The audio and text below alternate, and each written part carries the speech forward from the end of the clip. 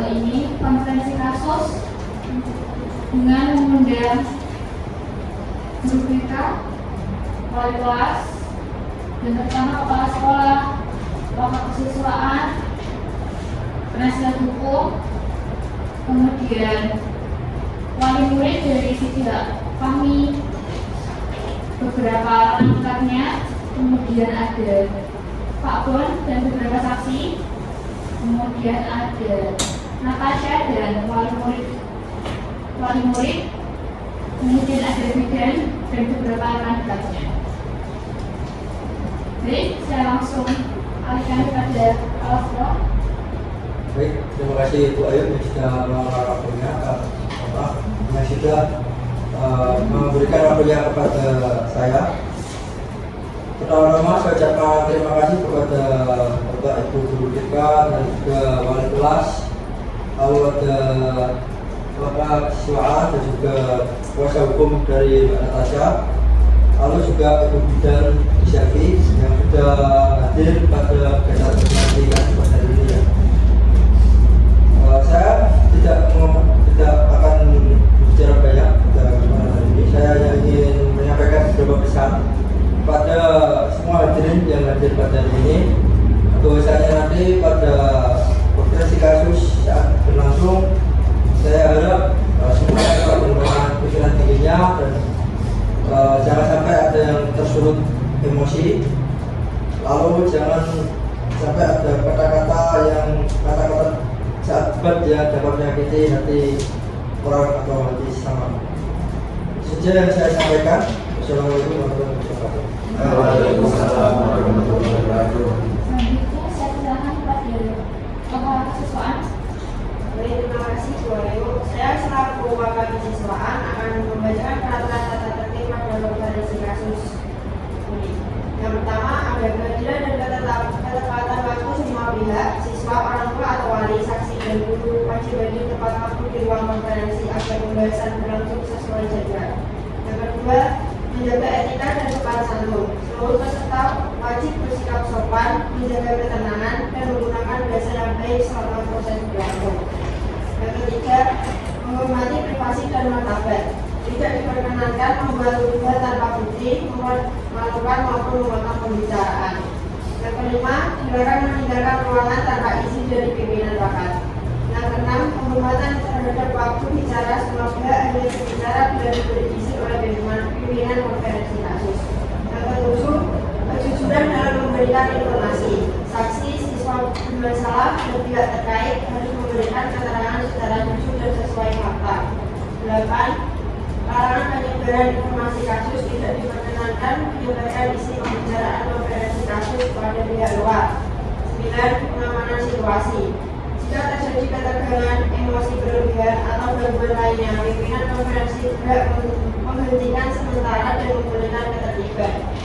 Selanjutnya, penerimaan hasil dan keputusan. Semua pihak wajib menerima dan mematuhi hasil keputusan akhir konferensi kasus yang sudah disepakati dan ditetapkan secara bersama sesuai peraturan sekolah. Yang terakhir, tindak lanjutan. Jika siswa terbukti melakukan pelanggaran, sanksi akan diberikan sesuai ketentuan tata tertib sekolah dan pihak-pihak terkait wajib kooperatif dalam proses pembinaan lebih lanjut. Terima kasih. Terima kasih kepada Bapak Kesiswaan. Selanjutnya, saya ingin mengalihkan kepada wali kelasnya, itu wali kelas Mbak Natasha dan Mas Fahmi. Silakan. Baik, terima kasih Bu Ayu. Di sini saya sebagai selaku wali kelasnya Mbak Natasha di jurusan kecantikan. Dari catatan yang terkumpul, saya selaku wali kelasnya, Mbak Natasha itu sering keluar kelas saat pelajaran berlangsung. Dan Mbak Natasha juga sering izin ke kamar mandi, tapi izinnya itu waktunya lebih dari 10 menit. Lalu Mbak Natasha itu sering izin keluar kelas saat mata pelajaran dimulai untuk ke UKS. Lalu Mbak Natasha sering izin tidak masuk kelas karena sakit. Dan saat di UKS itu ada beberapa teman sekelas yang saya tanya, bahwa Mbak Natasha itu ke UKS untuk menenangkan diri dan meminta obat yang jaga di UKS itu obat sakit perut dan keluar. Jadi catatan saya selaku wali kelasnya kami sering keluar dari kelas dengan alasan izin ke UKS atau ke kamar mandi. Dalam sebulan terakhir, beberapa kali tidak hadir dengan alasan sakit atau izin tanpa keterangan resmi. Dan akhir-akhir ini di kelas tampak murung dan kurang fokus selama mengikuti pelajaran. Selanjutnya, Guru BK. Baik, terima kasih Bu Ayu. Izin menyampaikan data yang saya dapatkan mengenai Mbak Natasha. Yang pertama, laporan dari Ibu Dewi selaku ibu dari Mbak Natasha, yaitu melaporkan kondisi mengalami perubahan fisik dan perilaku dikonfirmasikan hamil setelah pemeriksaan kesehatan oleh bidan rumah yaitu Ibu Selvi dengan usia kandungan diperkirakan 4 bulan. Dan riwayat akademik Mbak Natasha sebelumnya itu cukup baik. Namun beberapa bulan terakhir sering tidak fokus mengikuti pelajaran di kelas dan sering izin sakit. Dan saya mendapatkan laporan dari beberapa saksi yang sudah berbicara dengan saya. Yang pertama itu ada Pak Faik selaku penjaga sekolah, sering melihat Mbak Natasha dan Fahmi dan Mas Fahmi berduaan di area sekolah yang sepi setelah jam pelajaran, terutama di area toilet. Yang kedua, saksinya ada Mbak Jenny, itu pernah mendengar Mbak Natasha mengeluh mual dan pusing beberapa kali, serta melihat Mbak Natasha dan Mas Fahmi pulang bersama. Yang terakhir ada Mbak Nelly, yaitu mengaku Mbak Natasha pernah bercerita tentang hubungannya dengan Mas Fahmi dan merasa khawatir. Dan kondisi psikologis Mbak Natasha sendiri yang saya lihat itu terlihat cemas, menarik diri, dan kadang emosionalnya tidak terkontrol. Sekian dari saya, terima kasih. Baik, terima kasih Dr. Bayu. Saya selaku guru BK dari saudara Fahmi dengan kondisi yang diduga sebagai ayah dari janin yang dikandung Natasha. Saya mengumpulkan informasi dari teman-teman bukan Mas Fahmi dan juga teman-teman kelas Mas Fahmi. Di situ saya mendapatkan informasi bahwa Fahmi dikenal sebagai pribadi yang tertutup kalau di kelas. Dan Fahmi pada saat istirahat sering main bersama saudara Dimas.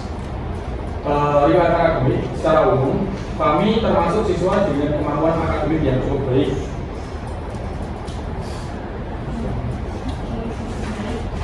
Selanjutnya, karena tadi memang ada sampaian bahwa diberikan hamil dari bulan rumah, saya ingin bertanya pada Bidan, silakan.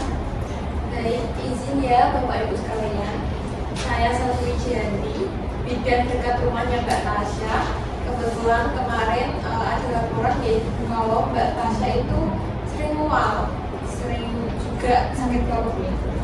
Itu 1 minggu kemarin saya ajak ke rumah sakit untuk cek USG.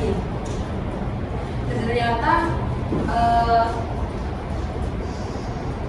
dinyatakan positif hamil. Sudah janin sudah berumur 4 bulan. Ini buktinya. Itu memang ada hasil bukti USG ya? Selanjutnya saya menanyakan kepada saksi yang pertama yaitu dari Pak Bon. Silakan. Ya, saya sering melihat Mas Fahmi sama Mbak Natasha itu sering berpergian di toilet. Pas hari Senin itu saya dan Mbak Aura sama Jenny itu mendengarkan di toilet itu mendengarkan suara yang aneh-aneh. Bohong itu pasti. Ada Mas. Gak aja. Bapak mungkin itu salah dengar Pak. Iya, Bapak mungkin anak saya kayak gitu. Lama berkenan terlebih dahulu. Bohong itu rupanya. Yang untuk selanjutnya, mana ada saksi Mbak Jenny sudah berlalu. Saksinya dan Mbak Aura juga tadi. Bentar ya. Saya ingin tanya dulu kepada Pak Faik ya. Sering apa sih Pak Baik melihat Mas Fahmi dan Mbak Natasha ini bolak-balik ke kamar mandi berduaan atau berduaan di sekolah? Pas waktu istirahat Pak. Setiap istirahat? Iya, setiap sepi. Saya mau aja ini Pak. Tanya Kalau sekarang diberikan itu Pak. kesempatan untuk bicara, Saya berlanjut. silakan tadi yang Mbak Jenny dan Mbak Uras.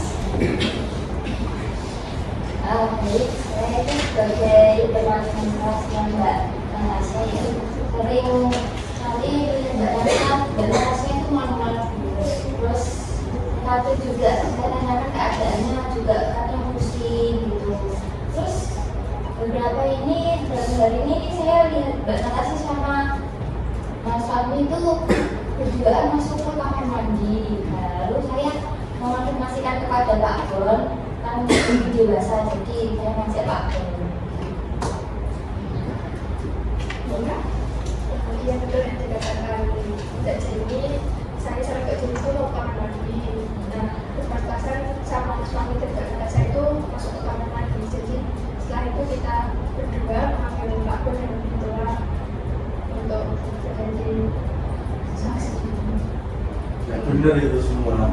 Soalnya saya kalau istirahat itu sering keluar sama dia juga. Tapi katanya saya melihat Ya, itu bau semua, bau semua.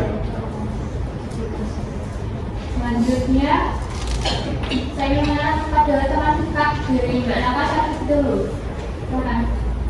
berdasarkan Mbak Natasha cerita kepada saya, Natasha itu pernah mengaku kepada saya hubungan merasa khawatir hubungannya dengan Mas Fahmi karena sudah pernah bersendama ya Bu.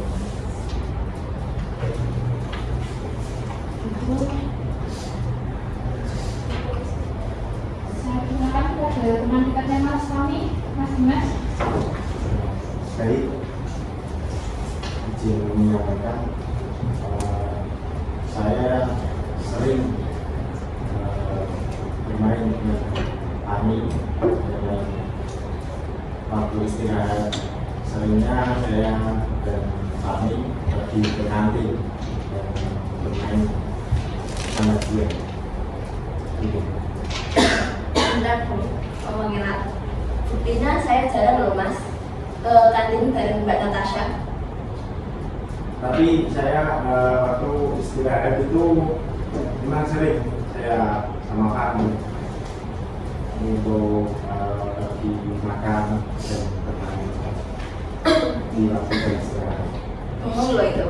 Tapi saya sering melihat Mas Fahmi menjemput Mbak Natasha di depan kelas. Kalau nggak percaya, coba tanya. Ya, itu memang benar, tapi kan jarang banget Kak. Tapi kan akhir-akhir ini Jarang ya? enggak. Jarang lah. Enggak. Enggak. Jarang. Enggak.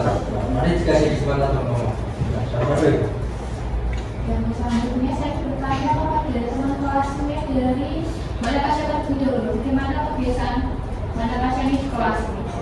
Izin menjawab Bu, Mbak Natasha ini kalau di kelas itu sering mual-mual, terus sering memakai kardigan sama ini minyak kayu putih gitu. Untuk kesaksian dari teman kelasnya Mas Fahmi. Saya izin jawab ya Bu ya. Kalau Mas Fahmi kan ini sering keluar ya kalau apa namanya jam mata pelajaran atau mungkin izin ke toilet. Dan akhir-akhir itu Mas Fahmi itu juga malah menghembus apa kayak ngomong gitu Pak. Terima kasih untuk perhatian dari teman kelasnya. Nah, jadi bisa saya semua ini bahwa memang Mbak Natasha ini sudah terindikasi jelas bahwa hamil. Kesaksian dari bidannya langsung, pernyataan dari bidan dan beberapa teman kelasnya. Jadi terindikasi memang sering bergaul dengan Mas Fahmi. Oh, dari si Natasha-nya bagaimana? Enggak kan Sa. Jangan nggak pernah ngelakuin kayak gitu lah. Kamu tuh jangan bohong.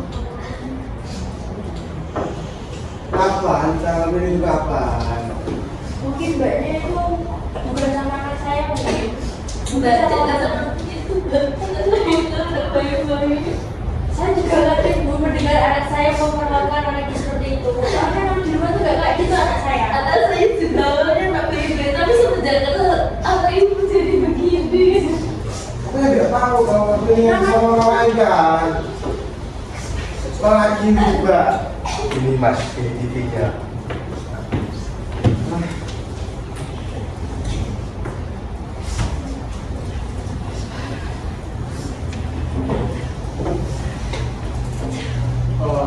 Ibu,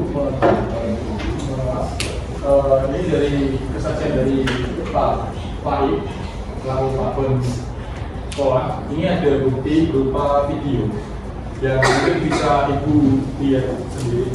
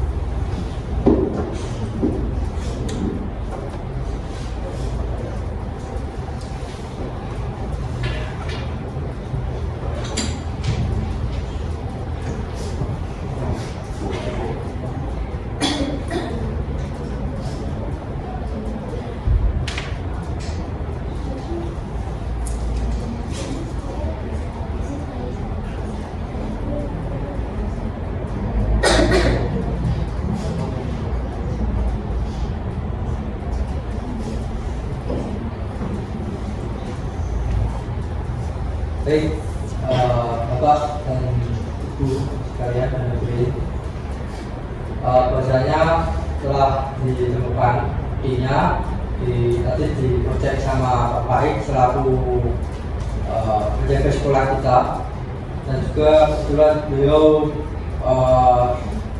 dapat membuka akses CCTV tersebut. Mungkin buktinya bisa kita informasikan ke orang-orang yang boleh.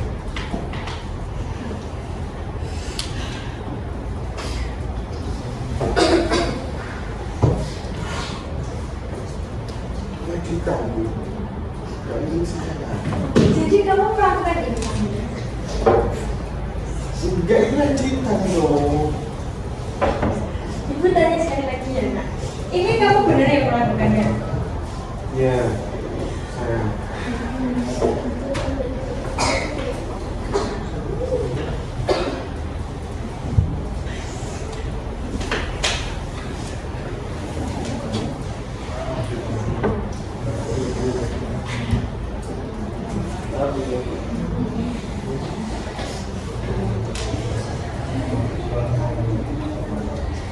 Di sini kan sekolah juga sudah memiliki peraturan yang dari awal memang sudah ditegaskan kalau misal ada yang melanggar, apalagi itu hamil di luar nikah, maka sanksi yang akan diberikan dari sekolah itu mengeluarkan pihak yang bersangkutan. Jadi karena di sini Mbak Natasha sudah terbukti hamil, ada hasil USG juga, dan sudah terbukti ada video CCTV yang sudah terekam jelas. Kami dengan hati memberikan sanksi kepada Mbak Natasha dan Mas Fahmi, yaitu pengeluaran dari sekolah. Bu, Ibu menyampaikan ya, Bu. Sebelumnya perkenalkan nama saya itu Zaim sebagai kuasa hukum dari saudara Natasha. Nah, Natasha sendiri ini kan sedang mengalami tekanan berat secara psikologis, sosial, dan hukuman akibat peristiwa yang telah terbahas tadi ya. Nah, menurut saya itu Natasha adalah seorang korban berdasarkan Undang-Undang Nomor 35 Tahun 2014 tentang Perlindungan Anak. Natasha adalah anak di bawah umur yang hamil akibat hubungan yang menimbulkan kerentanan dan tekanan psikologis. Nah, dia berhak mendapatkan perlindungan dan bukan penghakiman.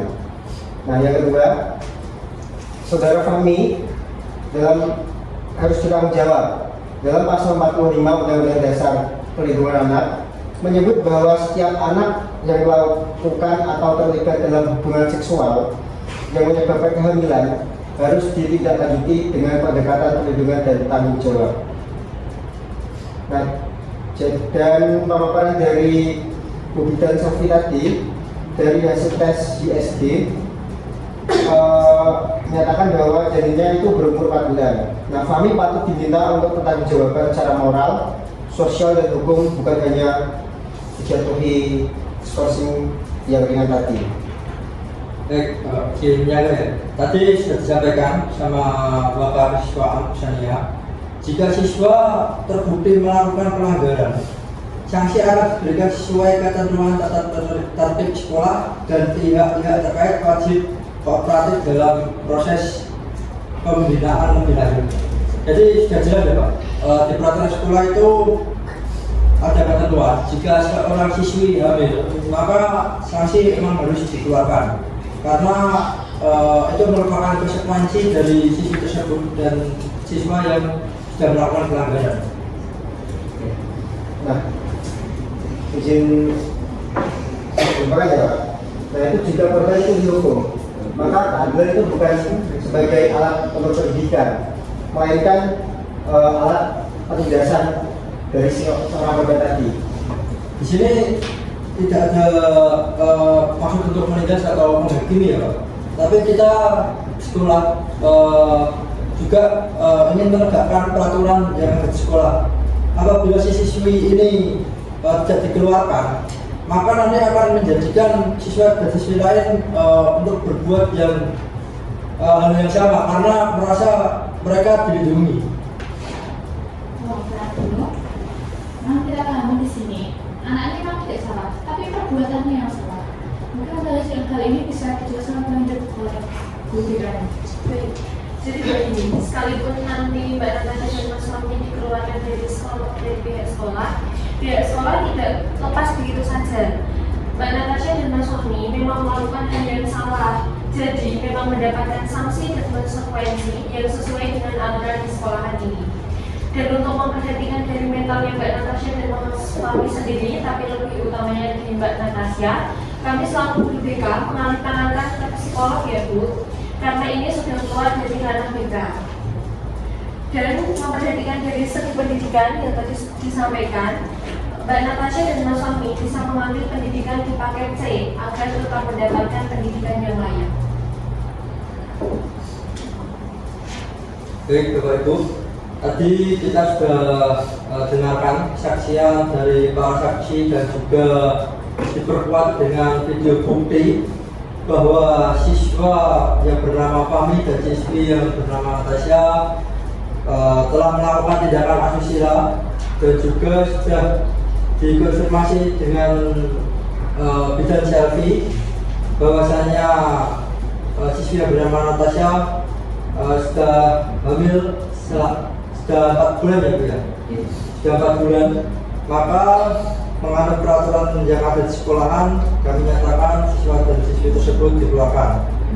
Dan juga saya harap untuk kasus ini bisa dirahasiakan karena untuk menjaga kesehatan mental kedua pihak dan juga untuk menjaga nama baik sekolah. Seperti itu. Terima kasih. Jadi dari kasus ini memang dapat diputuskan bahwa siswi Natasha dan siswa kami keluarkan dari sekolah dengan berat hati kami mengambil pikiran tersebut. Demikian hasil konferensi kasus dalam hari ini. Terima kasih kepada semua pihak yang sudah terlibat. Dan ini konferensi kasus saya tutup. Terima kasih.